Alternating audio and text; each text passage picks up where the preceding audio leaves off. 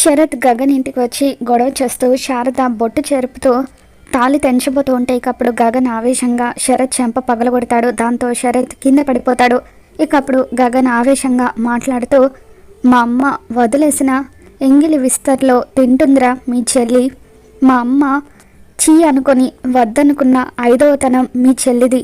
అటువంటిది మా అమ్మ గురించి ఇలా మాట్లాడతావా, చంపేస్తాను నిన్ను అంటూ గగన్ ఆవేశపడుతూ ఉంటే అప్పుడు శారద, భూమి, గగన్ చెల్లెలు వీళ్ళంతా కూడా గగన్ని ఆపుతూ ఉంటారు.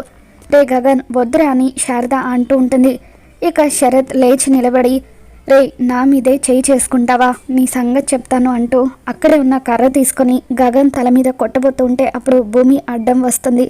దాంతో శరత్ భూమి తల మీద కొట్టడంతో తన తలకు గాయమయ్యి రక్తం వస్తూ ఉంటుంది.